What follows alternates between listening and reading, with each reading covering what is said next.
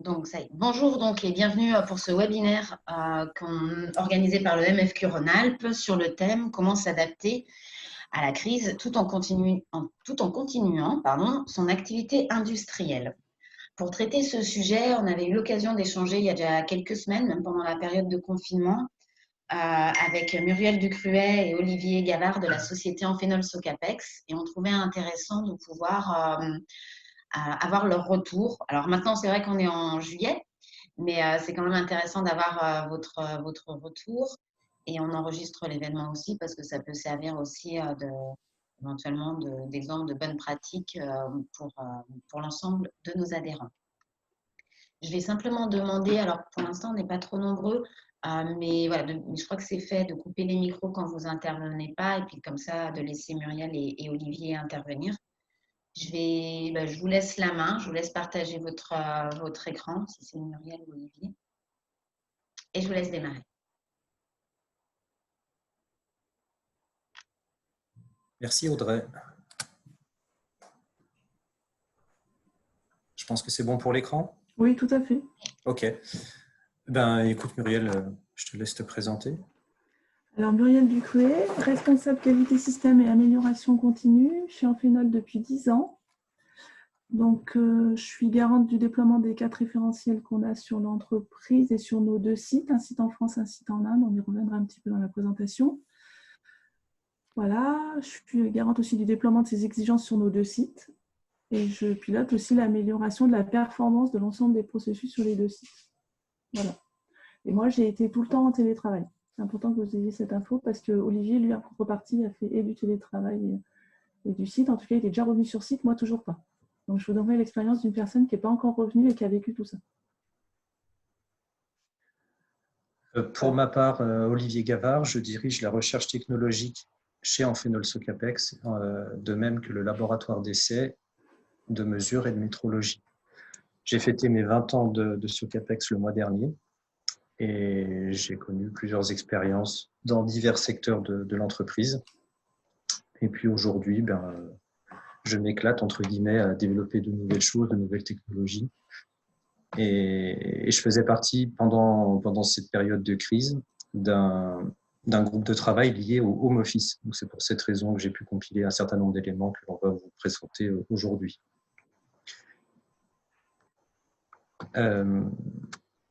Alors, on va vous présenter Amphénol en quelques mots. On s'est laissé 10 minutes. Donc Amphénol, c'est un groupe international qui est spécialisé dans la conception, fabrication et commercialisation de systèmes d'interconnexion électrique et optique. Ça peut aller du connecteur au câble, au circuit imprimé, en passant par la fibre optique, les sous-ensembles à dominante passif, composant passif, électronique passif. C'est 86 ans d'existence, un groupe qui pèse 8 milliards de dollars et qui compte à peu près 120 PME réparties sur les 5 continents avec 75 000 personnes, grosso modo. La particularité du groupe par rapport à ses concurrents, c'est d'être organisé de manière très décentralisée. Au contraire de confrères de la profession, où on va trouver un vice-président marketing, un vice-président R&D et autres. Eh bien, en fait, au siège de ce groupe, on va trouver qu'une 50aine de personnes, des juristes et des financiers, pour l'essentiel, avec notre CEO, bien entendu. Et toutes les compétences sont poussées vers les unités, telles que la nôtre à Thiers, en Haute-Savoie. Donc, chaque directeur général est responsable devant le groupe, devant le board, de l'exploitation correcte de son entreprise et de son développement. Donc, on a l'habitude de dire qu'Amphénol, par sa taille, pense globalement, par sa puissance de frappe, mais par contre est en mesure d'agir localement et culturellement proche de ses clients. Un des leitmotifs depuis plus de 3 décennies maintenant dans le groupe, c'est de ne jamais mettre tous ses œufs dans le même panier. On a une répartition ici sectorielle qui montre que les ventes du groupe à l'échelle mondiale sont, je dirais, bien réparties. Je ne sais pas si le terme bien convient, mais l'idée, c'est de retenir qu'il n'y a pas de secteur prédominant dans notre portefeuille de clients et d'applications. On note malgré tout, en décortiquant les chiffres, une part importante d'infocom et de nouvelles technologies, tout ce qui est antennes liées au port mobile, tablettes, nouvelles technologies, Internet, infocom, etc. Par contre, Amphenol est le premier fournisseur au monde de systèmes d'interconnexion pour le militaire et l'aéro. C'est à noter. Amphenol en France, c'est environ 1500 personnes, dont un peu plus de la moitié dans des sites dédiés militaires aéronautiques, dont nous faisons partie. On voit ici Amphenol Socapex à Thiers, en Haute-Savoie. Il y a également d'autres unités, des sociétés sœurs qui font partie d'Amphenol France, mais que l'on ne croise quasiment jamais. Des gens qui sont... Olivier, juste me permets de vous interrompre. Je pense qu'il y a des moments quand vous parlez, le micro peut-être qui bouge ou votre écouteur, parce qu'il y a des moments c'est un tout petit peu coupé. Bien sûr. Ça va mieux? Oui, c'est parfait. Ok, parfait. Donc je disais des unités qui appartiennent à d'autres secteurs d'activité, toujours dans la connectique du groupe, mais câblage automobile par exemple ou télécom, avec FCI à Besançon. Et puis nous, on est à Thiers, en Haute-Savoie, dans la vallée de l'Arve. Si on parle maintenant en Phénol Socapex, eh bien, c'est une longue histoire derrière elle. C'est plus de 70 ans d'activité, créée à l'origine par M. Ponceau, juste après la guerre. C'est une société qui est passée par pas mal de cases. Elle a été d'abord société du groupe Thomson dans les années 50-60. Avant d'être racheté par l'américain Bendix en 1981, puis revendu à un autre conglomérate américain, avant d'être revendu finalement à Amphenol en 1986. Donc nous sommes en Phénol Socapex depuis 34 ans maintenant. Et nous avons 2 sites, un à Thiers, comme je l'ai déjà dit, dans la vallée de l'Arve, et un autre à Pune, en Inde. Nos ventes se sont élevées en 2019 à un peu moins de 90 millions d'euros. Et nous connaissions depuis 4 ans une croissance à 2 chiffres, avec une majorité de nos ventes faites à l'export. On prévoit cette année de finir à un peu moins de 80 millions d'euros. Donc, vraisemblablement revenir à des niveaux de 2018. Mais les choses sont tellement incertaines et tellement encore plus imprévisibles que jamais qu'il est difficile de donner des chiffres avec un facteur de confiance assez fort. Alors historiquement, nous sommes très reliés au militaire aéronautique, comme je l'ai déjà dit, en particulier à Thiers. Donc vous voyez que ça fait l'essentiel de notre répartition par marché. Nous avons tenté, nous diversifions depuis une toute petite dizaine d'années maintenant pour ne plus être prisonniers des alternances gouvernementales et des soubresauts du marché militaire, notamment les lois de programmation.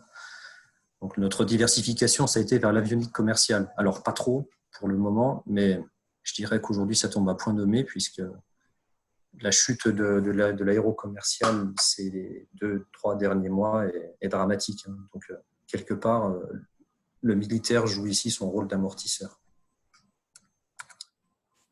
En termes de produits, comme toute société du groupe, nous avons un focus sur les connecteurs, les câbles et les systèmes d'interconnexion. De manière générale, nous fabriquons des produits qui sont utilisés par les militaires dans les systèmes de communication. Notre métier, c'est de transmettre toujours plus de données, toujours plus vite, de manière fiable, dans des environnements sévères. Les applications, ce sera des contre-mesures, des radars d'avions de chasse, des actionneurs d'avions, des moteurs, ce genre de choses. On va retrouver nos produits dans des radios tactiques aussi sur le terrain, tout ce qui touche à la communication interopérationnelle dans le champ de bataille. Nous avons, comme tout connecticien qui se respecte, un large panel de métiers et nous sommes en toute rigueur capables de concevoir jusqu'à la commercialisation de A à Z. On sait tout faire, nous avons tous les métiers, que ce soit l'usinage, le traitement de surface, le décolletage, le traitement thermique, l'automatisation, bref, tout ce qui a trait de près ou de loin à la connectique, nous maîtrisons. C'est ce qui fait notre force. Et nous avons développé exactement le même modèle en Inde, dans notre site de Pune. On compte aujourd'hui 600 personnes, un peu plus de 600 personnes. Pour ma part, je dirige le laboratoire de recherche et de technologie. avec 13 personnes. Nos compétences sont triples. Nous avons la métrologie, comme je l'ai dit, nous assurons notre gestion de moyens de mesure sur 8000 appareils. Un laboratoire d'essai complètement intégré, où nous réalisons la quasi-totalité des tests de l'industrie. Et puis, un support au bureau d'études dans différents domaines d'activité où nous apportons une expertise forte et fondamentale, notamment en chimie d'air vêtements, en électronique haute fréquence, en métallurgie, plasturgie, électricité de puissance et assemblage. Donc, typiquement, nos ingénieurs et docteurs sont capables de déployer des projets de recherche avec des académiques sur des thématiques clés qui serviront à innover dans le cadre de nos développements produits. C'est comme ça que l'on fonctionne. C'est d'ordinaire la veille techno et cette recherche des compétences qui incombent au bureau d'études. Pour nous, le bureau d'études est produit, vraiment tourné application produit. Et là, le développement techno, c'est dans mon labo que ça se passe. Notre présence dans la vallée de l'Arve fait que nous sommes très impliqués dans le développement durable. Notre entreprise est très impliquée dans le bien-être des collaborateurs. Nous offrons un service de conciergerie pour que les gens se déplacent le moins possible. Nous faisons très attention à la consommation de nos ressources, notamment électriques et eau. Et puis, nous facilitons les mobilités douces avec des subventions pour vélos électriques ou les déplacements en covoiturage, notamment. Nous sommes quasiment à parité. C'est le cas dans mon labo, on est 50-50. Là, vous voyez la répartition par tranche d'âge. Il y a pas mal de jeunes, moyenne d'âge de 42 ans et puis une ancienneté de 12 ans. Donc chez Amphénol, il y a beaucoup de gens qui y rentrent et qui en sortent plus. Donc on peut s'y sentir pas trop. Et j'en ai terminé avec cette présentation rapide de la société. Puis je vais laisser la parole à Muriel pour vous parler de notre expérience de cette période Covid-19 qui a été lourde de sens et de bouleversement. Tout à fait. Alors, sur la partie donc, retour d'expérience Covid-19, déjà le mot d'ordre, quand effectivement on a basculé dans cette période-là chez Amphénol et qui est resté, j'allais dire, ce mot d'ordre vraiment tout du long et qui d'ailleurs est toujours présent, c'est préservation de la santé des salariés. Donc ça, c'est quelque chose qui est revenu régulièrement dans les discours du directeur général, qui s'est vu par toutes les actions qu'on a menées, vraiment, vraiment tout le temps, préservation, sécurité, santé, bien-être. Ça, c'était vraiment très important. Donc, c'était la priorité du groupe, déjà. Et après, bien sûr, notre directeur de site et les personnes sur poste l'ont décliné. Après, le deuxième élément clé qui est vraiment à retenir, et qui est assez exceptionnel, vraiment, parce que pour partager avec beaucoup, c'est assez exceptionnel, c'est qu'il n'y a pas eu d'interruption de l'activité opérationnelle, c'est-à-dire qu'on n'a pas eu d'arrêt de prod. On a bien sûr eu des conséquences et des diminutions, mais on n'a pas eu d'arrêt, contrairement à d'autres entreprises qui malheureusement ont dû arrêter leur activité. Et du coup, cette non-interruption d'activité opérationnelle, elle a été pilotée, gérée, managée, etc., par 3 directeurs qui étaient donc toujours présents sur le site, tout le temps, et tout le service HSE, hygiène, sécurité, environnement, qui eux étaient donc tout le temps sur le site dès le premier jour. Et donc, ces 3 directeurs, ils ont donc au début beaucoup rassuré les personnes. Ils ont bien sûr organisé, piloté tous les changements et ça a surtout permis aussi de prendre des décisions très rapidement. On avait 3 personnes et 3 directeurs présents, donc j'allais dire, vous allez voir après, tout s'est décliné assez rapidement et a été maintenu après dans le temps. Et donc, quand le fameux directeur a dit donc tout le monde en télétravail, plus personne sur site, et il faut orchestrer cette partie-là, et on a donc à peu près la moitié de l'effectif, on va dire 140 personnes qui sont restées sur site en opérationnel, donc c'est-à-dire toute la prod, et tout ce qui était connexe à la prod, c'est-à-dire logistique, magasin, gestion de la production, enfin voilà, tout ce qui était connexe à ça. Et après, tout ce qui était plutôt office, comme on l'appelle chez nous, ça correspondait à 125 personnes. Ils ont donc été mis en télétravail en quelques heures. Donc ça, c'est assez remarquable parce que franchement, voilà, quand on s'est dit qu'il faut mettre 125 personnes en télétravail, on va dire que ça va prendre du temps. Et en fait, voilà, chez Amphénol, ça a pris quelques heures. On avait déjà la plateforme Teams qui était en place. Donc c'est vrai que ça a permis de l'étendre rapidement, mais elle était déjà en œuvre. Je pense que c'est ce qui a aussi permis que ça aille vite. Donc, on a tous travaillé sous Teams. Et c'est une plateforme qui fonctionne particulièrement bien. Et puis après, par l'intermédiaire du VPN, pour l'accès à notre ERP, voilà, donc on a 300 connexions simultanées. Et franchement, moi, pour être resté en télétravail jusqu'à encore maintenant aujourd'hui, je n'ai pas eu de bug technique et d'appel à l'informatique qui disait au secours, ça ne marche plus, quoi.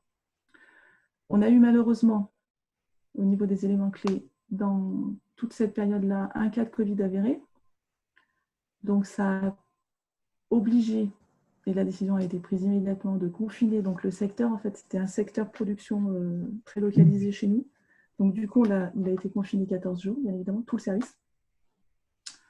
Voilà. Depuis, la personne est revenue, va très bien, a été soignée, enfin, voilà, pas de problème. Et donc, voilà, en conclusion sur les éléments clés, c'est vrai qu'il y a eu les recommandations gouvernementales, mais c'est vrai qu'un phénol, il les a pris en compte, bien évidemment, hein, c'était obligatoire, mais il a mis des mesures en lien avec ces recommandations. Et puis, ce qu'on a mis mesure plus, c'est qu'effectivement, on est allé un peu plus loin, vous allez le voir, toujours dans la leitmotiv sécurité, santé, bien-être. Voilà, ça c'était pour vous donner un peu les éléments clés du début.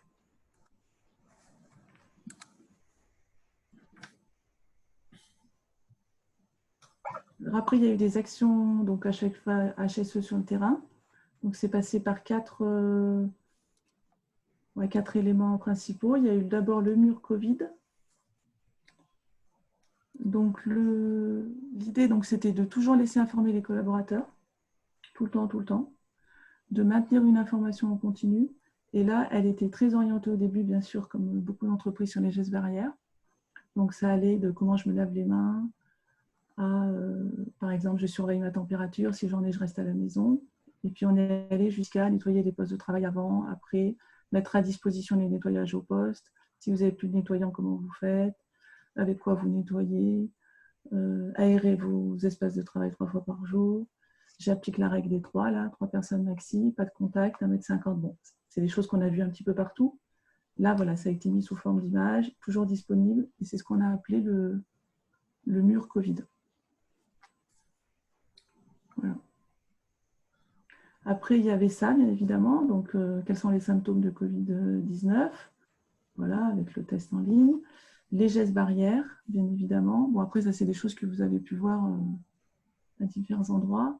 Après, là, sur cette partie-là, qui est toujours le mur Covid, en fait, on retrouve des éléments voilà, qui étaient bons. Quelles sont les erreurs à éviter pour porter un masque? Comment bien porter un masque? Pas de partage d'objets personnels. On y reviendra un petit peu plus tard. Donc, on a mis à disposition, par exemple, des stylés pour les imprimantes, pour les machines à café, etc. Donc, voilà, on est allé jusque-là. Et puis après, ces gestes et ces bonnes pratiques, elles s'étendaient en dehors de l'usine. C'était aussi l'esprit de se dire, voilà, qu'est-ce qu'on fait en dehors de notre site de travail? Donc, comment aller faire ses courses, jusqu'à faire du vélo. Attention, il y a aussi des gestes et des précautions particulières. Et puis après, il y a effectivement la partie où c'est que je jette mon masque et il n'y a qu'un endroit pour ça. Et voilà, donc, il a aussi été imagé. Donc, voilà. Et donc, tout ça a été à dispo sur le mur Covid et géré par la partie HSE. C'est ça, et on retrouvait tous ces éléments dans chaque service et ils étaient régulièrement remis à jour. Ils sont toujours remis à jour, de toute façon, en fonction de l'évolution de l'épidémie et puis des recommandations du gouvernement. Et comme l'a dit Muriel, toutes nos mesures excédaient celles du gouvernement, donc ça a contribué à rassurer les gens. Et puis elle l'a dit aussi, Muriel, c'est qu'il fallait que ça s'étende absolument en dehors du chef de l'entreprise. Il ne s'agissait pas d'être très discipliné dans l'entreprise et puis que ce soit la fête une fois que les gens sont sortis. Alors, bien évidemment, les gens gardaient leurs précautions, prenaient leurs précautions en dehors de l'usine, mais il était important pour nous de les sensibiliser encore plus avec des mesures encore plus draconiennes pour qu'ils soient encore plus prudents une fois rentrés chez eux. Il ne s'agissait pas de ruiner tous nos efforts. Et ce mur Covid, eh bien, il est notamment mis à jour par une personne qu'on appelait le relais Covid. Alors, un relais Covid, c'est quoi? C'est une personne, il y en a une personne par service qui est nommée par le chef de secteur. Et cette personne est le relais du HSE au plus près du terrain. Olivier, pardon, mais on a encore de nouveau les problèmes. On ne les avait pas quand on a testé avant. Je suis désolée, okay. Quand on était entre nous, il n'y avait aucun souci. Et... Okay. Je ne sais pas si je suis la seule personne. Non, tu n'es pas la seule, Audrey. En fait, je pense qu'il faut que tu fixes ton micro et que tu ne bouges pas ta main. Parce que en plus, ça marchait bien, tout le monde se Je connecte. je vais essayer. Je suis désolée, Olivier, mais c'est Non, vrai non, qu'en non, fait, on c'est moi. t'entend et des fois, de temps en temps, on t'entend plus. D'accord. Donc, le relais Covid, c'est une personne qui est en charge de former les nouveaux arrivants, nouveaux dans le sens retour sur site, une fois sorti du déconfinement. La personne est également en charge de procurer ce qu'on appelle le kit Covid. C'est un ensemble de 6 masques, plus un stylet pour les interfaces homme-machine, donc machine à café, écran tactile, le livret Covid que Muriel va vous présenter tout à l'heure. Et puis, le relais Covid est également en charge du respect et de l'application des règles qui ont été édictées par le HSE chez nous et de faire remonter tout cas suspect ou des manquements aux règles, bien évidemment. Donc, elle assiste à des briefings réguliers au sein de l'équipe Covid de l'entreprise. Et puis, elle rassure, mais elle communique surtout. Puis enfin, elle assure le réapprovisionnement des consommables, notamment des masques et du gel hydroalcoolique et tous les produits de nettoyage de poste.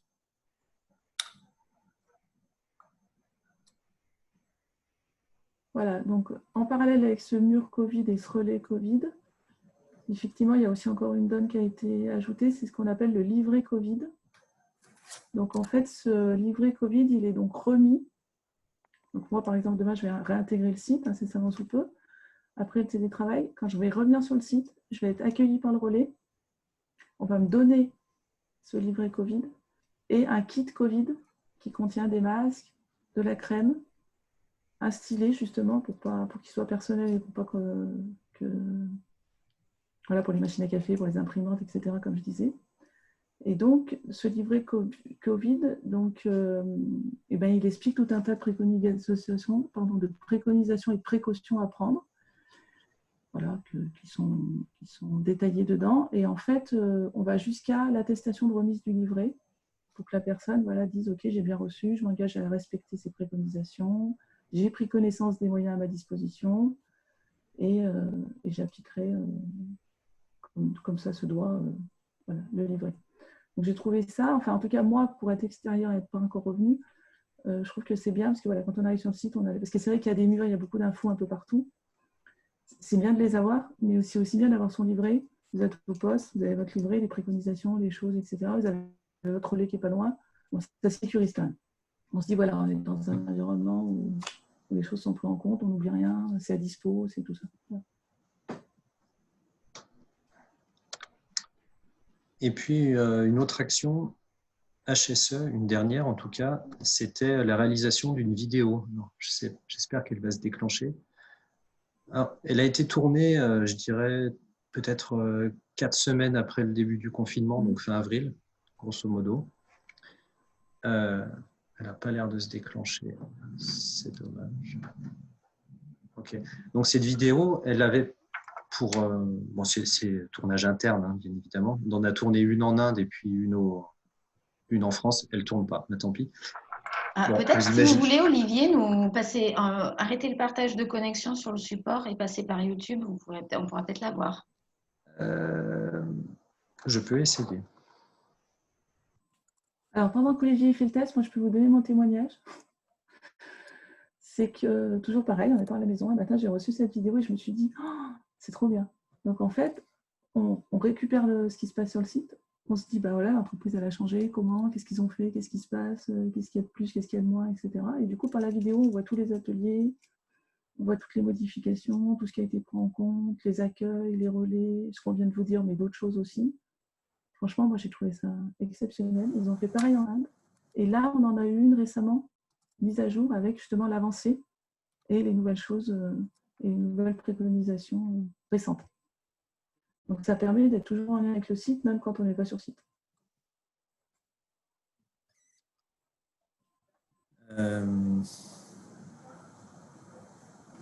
Ça prend un peu de temps. Donc, c'est notre service communication qui a fait ça. Ouais. Il fait déjà des vidéos sur autre chose. Donc, manifestement, ça a eu... Ça a eu un bon impact. Je crois que les gens ont beaucoup apprécié. Donc, ça a eu l'objectif escompté quand on écoute Muriel, puisque nous comptions véritablement rassurer.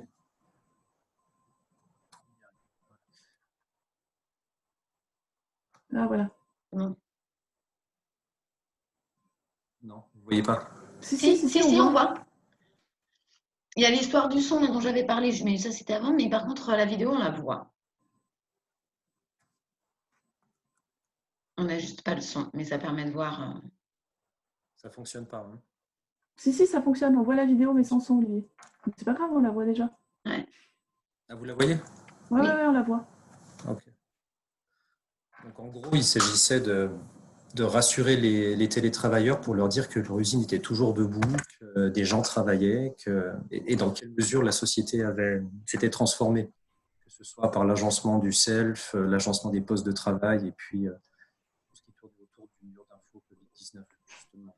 Et on sait, après avoir recueilli des témoignages comme celui de Muriel, que ça a pu tuer un certain nombre de peurs qui pouvaient surgir chez certaines personnes isolées, notamment pendant le confinement, et elles se sont senties en confiance quand elles ont vu cette vidéo. C'est plutôt positif d'entendre Muriel en parler comme ça, en tout cas.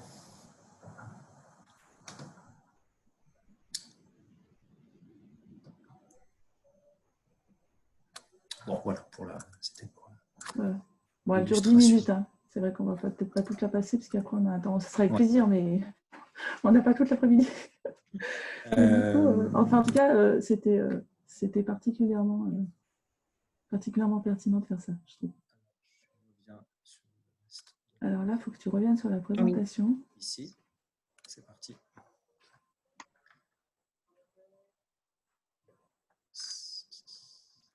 Voilà. C'est OK? Ouais, c'est OK. Oui. On a la présentation. Parfait. Alors après, qu'est-ce qui s'est passé une fois qu'on a passé en parallèle, j'allais dire. Mais c'est vrai que ça s'est déclenché un petit peu après. Une fois qu'on avait passé comment je mets mon masque, geste barrière, etc., on est allé sur des actions qualité de vie au travail et home office. Donc, il s'est créé ce qu'on appelle chez nous un groupe home office, dont faisait partie Olivier, qui s'est créé toujours dans l'objectif bien-être au travail et du coup en télétravail. C'est ce qu'on va vous montrer aussi après. Comment concilier maison et télétravail et puis maintenir toujours ce lien social entre les gens en télétravail et les gens sur site. Donc, voilà, ce groupe, il pilotait une multitude d'actions et notamment donc, celles qui sont là. Donc, par exemple, repas ou déjeuner une fois par semaine. Donc, offre de repas déjeuner une fois par semaine. Donc là, vous avez le petit slide qui avait été mis, le petit papier qui avait été mis à dispo avec des paniers repas à 4 € disponibles, puisque du coup, effectivement, cantines différentes, avec toutes les préconisations qu'on a prises. Au niveau toujours du self-réorganisation des flux, bien sûr, puisque pas la possibilité d'avoir beaucoup de personnes. Ils ont supprimé la moitié des chaises pour qu'effectivement on garde les distances. Enfin, voilà, tout un tas de préconisations particulières. Ouverture de salles de repas dédiées, puisque ça permettait aux gens de ne pas forcément aller à la cantine, mais d'être aussi dehors, dedans, mais dans des salles dédiées. Toujours pareil pour respecter les distances et pas avoir beaucoup de personnes au même endroit. Et puis après, il y a aussi quelque chose qui a été mis en place, c'est qu'effectivement, le responsable de chaque secteur recensait ses besoins en masque, parce qu'au début, ce n'était pas le cas, donc c'était un petit peu compliqué. Donc après, il faisait le recensement, et le service HSE fournissait par rapport à ce recensement de besoins en masque, par service, le besoin nécessaire. Après, quelque chose qui a aussi été très bien perçu, j'ai eu des échos, c'est l'offre de fruits une fois par semaine, puisqu'effectivement, on s'est dit, voilà, toujours pareil, les gens qui sont sur site, on va leur offrir ça. Donc ça a été très apprécié. Et puis après, il y a eu ce qu'on a appelé, nous, du développement interne. Donc c'est ce que je disais tout à l'heure, où on allait revenir, c'est que par l'impression 3D, a été créé ce qu'on a mis sur le côté là, avec des photos, donc une poignée coude, qui est particulièrement ingénieux, c'est-à-dire qu'on ouvre en appuyant sur cette poignée avec l'avant-bras ou le coude, et du coup, donc, on ne touche pas la poignée. Et du coup, c'est plus facile puisque du coup, il y a cette fameuse poignée coude. Après, il y a aussi le crochet, c'est la photo juste au-dessus, là, vous voyez avec la main de la personne. Donc ce crochet, il permet d'ouvrir les portes, tirer, appuyer sur des interfaces, café, machines diverses, écran tactile, etc. Et puis, l'ouverture des portes aux pieds, bon, ça, c'est aussi quelque chose qui a été fait. Et puis, distributeur de gel hydroalcoolique aussi aux pieds. Et c'est vrai que ce qui est à noter, c'est que la poignée de coude et le crochet au-dessus, c'est de l'impression 3D qui a été fait chez nous, en fait. Donc, c'est plutôt innovant et plutôt sympathique. Et c'était très codé, voilà. Bien-être, santé, tout ça. Voilà. Donc ça, c'est le début des actions qualité de vie, travail et home office. Puis après, on va vous expliquer toutes les autres.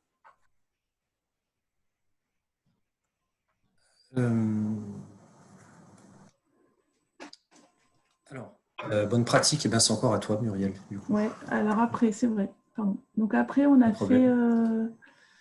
il y a eu aussi beaucoup de choses qui ont été faites justement pour les personnes en télétravail, en se disant, ben voilà, on ne les abandonne pas, ils sont en télétravail, ça représente 125 personnes.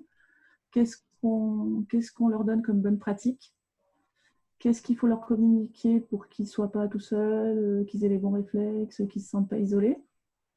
Donc voilà, donc là, il a été fait des petits slides un peu sous le ton rigolo, mais qui étaient très sympas. Être à l'heure, voilà, toujours avoir une tenue vestimentaire, avoir la banane, avoir un emplacement dédié à la maison, et pas forcément, pour bien séparer professionnel et privé, avoir les bons outils, donc pas être bloqué derrière son PC, appeler son responsable, voilà, après faire des pauses, c'est aussi important. Après, oui, c'est sûr que le confinement, il bouleverse vie privée, vie professionnelle, voilà. Que le self, il est fermé, mais qu'il faut prendre soin de soi. Voilà, c'était toutes des images un peu pour dire aux gens, voilà, attention, il y a 2-3 trucs, il n'y a pas à penser, vous n'êtes pas seul, vous êtes en télétravail, mais il y a moyen de garder tout ça, quoi. Voilà. Alors, c'est intéressant de juste passer quelques secondes là pour expliquer comment a été élaboré ce diaporama. On s'est appuyé sur des gens qui télétravaillent déjà, ou alors qui collaborent à distance avec leurs homologues indiens. Dans le groupe Home Office, on avait un commercial, un de nos vendeurs terrain français, qui, lui, de fait, passe le plus clair de son temps en home office quand il n'est pas sur les routes, bien évidemment. Donc, il a déjà, à travers ses longues années d'expérience, des bonnes pratiques à partager et surtout de mauvaises pratiques à surtout éviter. Et puis, une autre personne qui, comme Muriel, travaille régulièrement avec ses confrères indiens et pour qui le travail collaboratif via des outils numériques, des plateformes numériques n'a plus de secret. Et donc, ils ont bossé entre eux pour élaborer ce document. Et puis, une autre personne qui faisait partie du groupe a mis ça en forme de manière ludique. Donc, ce n'est pas des choses qui sont sorties du chapeau. Il s'agit vraiment de retours d'expérience durables que l'on a essayé de retranscrire par des slides humoristiques.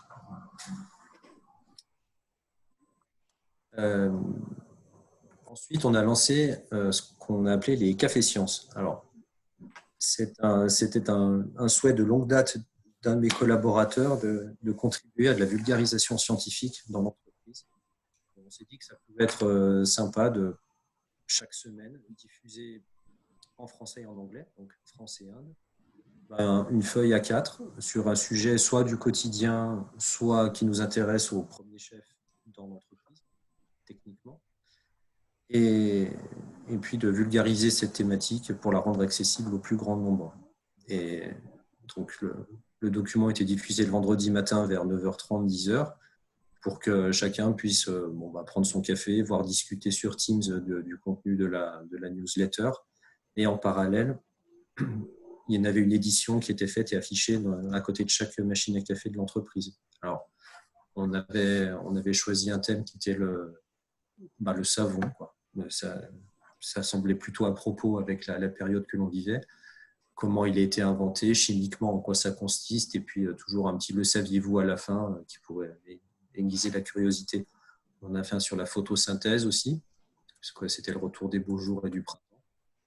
Et puis plus concrètement, techniquement pour nous, fabricants de composants électroniques, l'invention de la pile électrique, et puis la gravité pour les mécaniciens. Donc, ça a fait quelques petites piqûres de rappel pour les personnes du bureau d'études, notamment. C'était cool. Et puis, ça perdure. Alors, on n'en est plus à un par semaine, mais à un toutes les 2 semaines. Dans le pire cas, on essaye de tenir le 1 par semaine. Mais en tout cas, les sujets ne manquent pas et ça fait son petit bonhomme de chemin. On a commencé à les diffuser sur LinkedIn également, puis sur nos réseaux sociaux. Donc, ça a maintenu un lien, aussi ténu soit-il, mais ça a maintenu un lien entre les télétravailleurs, une fois de plus, et puis ça contribuait surtout à maintenir ce lien entre les jeunes. On a eu beaucoup de jeunes qui sont venus de différentes régions de France, qui n'ont pas forcément de famille avec eux, et pour qui le confinement n'a pas été facile du tout à vivre, encore plus que pour d'autres. Et puis de la façon dont ça a été fait et par qui ça a été fait, ça a permis de garder ce lien. Alors après, la garde d'enfants. Alors ça, c'est un beau sujet, parce qu'un matin, les mamans, elles se sont retrouvées à la maison en télétravail, mais aussi à être maîtresse d'école. Donc ça, c'était un challenge quand même. Parce que voilà, moi j'ai par exemple ma collaboratrice qui était dans ce cas-là, qui s'est retrouvée à la maison en télétravail avec 2 enfants, du coup sans école, mais à faire la maîtresse d'école. Et c'est vrai que c'est devenu un vrai challenge. Et puis c'était surtout du jour au lendemain, donc il fallait s'organiser, il fallait coder tout un tas de choses qu'on n'a pas du tout d'habitude. Donc pareil, une fois de plus, j'ai trouvé que le groupe Home Office, qualité de travail, avait donné plein de bonnes idées, avait donc écrit tous ces slides, qui va de organiser sa journée avec des plages horaires jusqu'à créer un emploi du temps à conserver, conserver l'emploi du temps pour les enfants qui avaient l'habitude d'un emploi du temps à l'école, conserver des récrés pour eux, mais qui pouvaient aussi être des récrés un peu pour nous, ou du temps de travail, s'adapter à l'âge de l'enfant. Il y avait aussi des astuces de cours sur Internet, c'est le slide du milieu, par exemple, voilà, où on pouvait retrouver sur YouTube des choses intéressantes. Quelques idées d'activités, aussi bien écran que sportif, que loisirs créatifs, aussi des activités avec les adultes.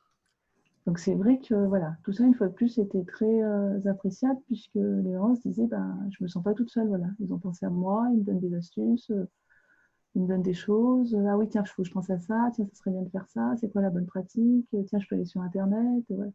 Et c'est vrai que voilà, moi j'ai eu des retours en disant c'est topissime quoi, parce que je me sens moins seule en fait. Voilà. Ils ont aussi pensé à moi. Donc ça a été très, très, très bien perçu.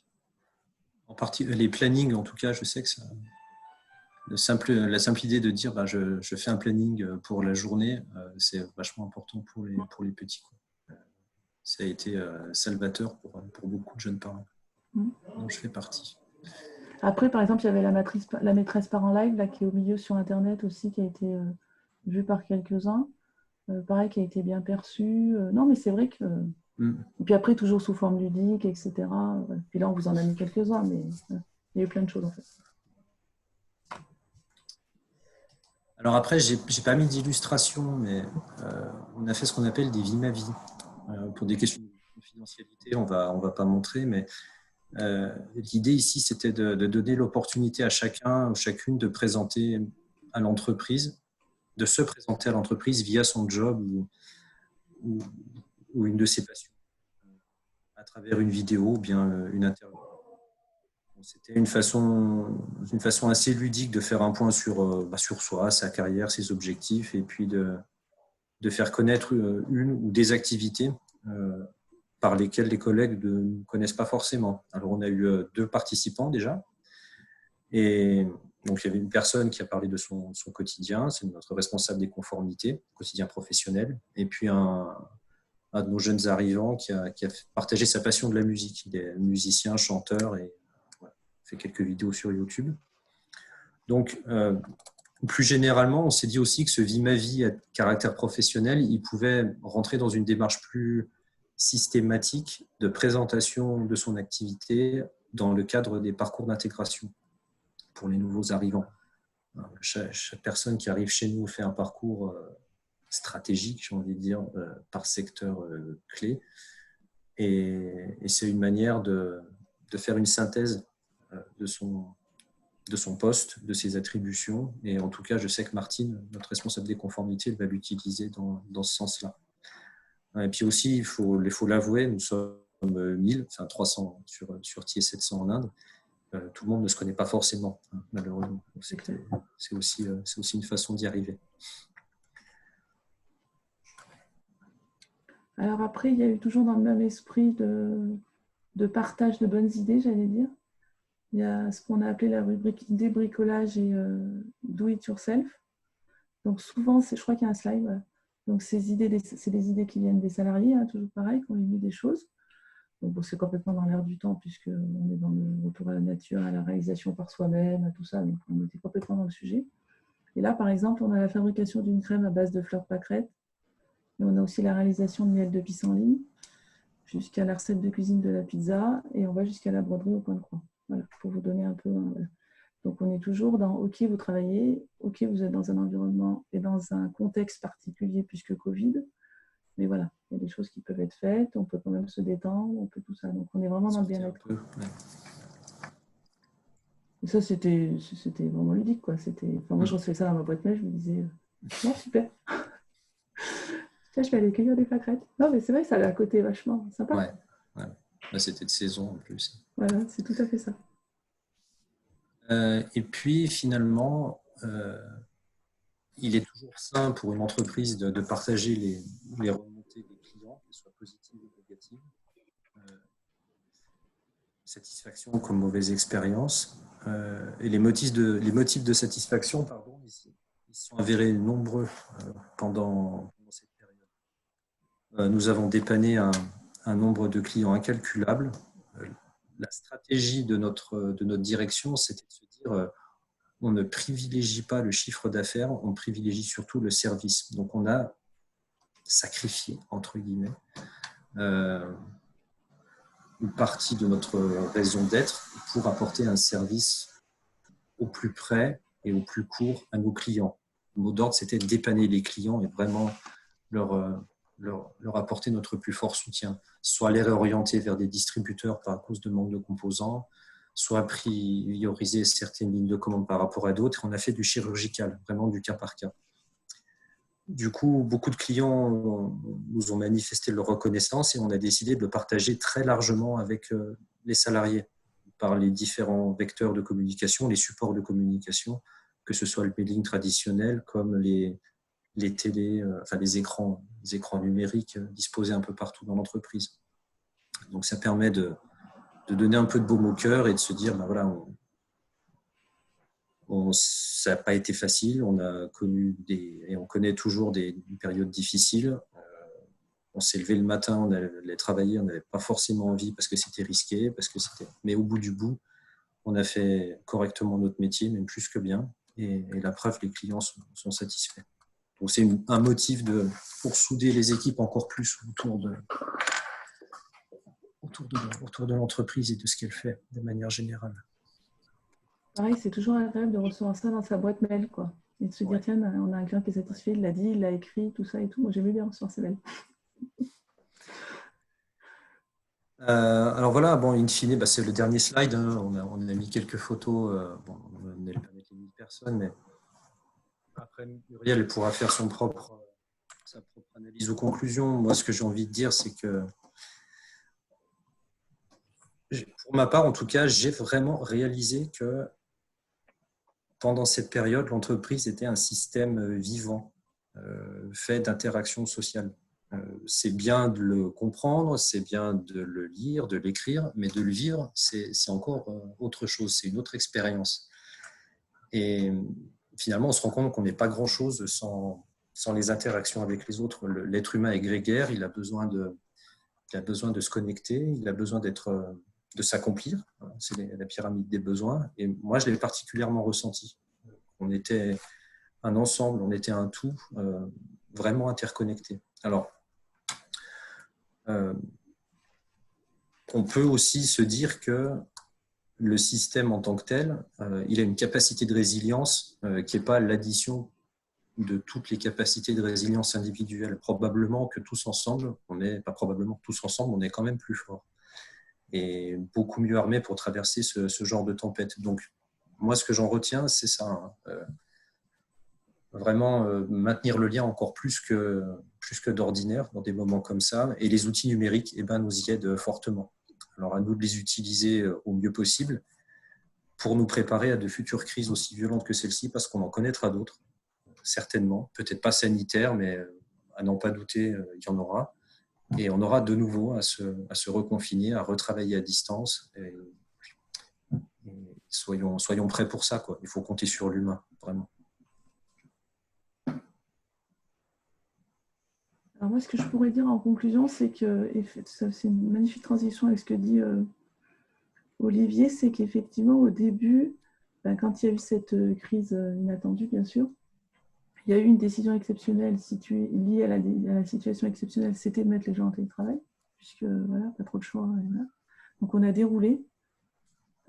Maintenant, cette décision exceptionnelle, elle va devenir demain une solution finalement pour toutes les entreprises. Et ça va quelque part dérouler le télétravail qui était déjà dans l'idée, qui était déjà un petit peu implémenté, mais pas partout, et qui sera peut-être un peu plus réglementé, un peu plus codé dans les entreprises. Et ça, je trouve que c'est aussi ce qui en sort de cette crise et qui peut être que bénéfique. Après, qu'il y a plein de conséquences positives à tout ça, voilà, qui évite les déplacements, qui permet une efficacité différente. Voilà. Et comme on est connecté, que le système marche, moi j'allais dire, c'est que du positif, quoi. Voilà. Merci de votre attention. Merci à vous. C'est un vrai plaisir de vous communiquer tout ça. Merci. Merci.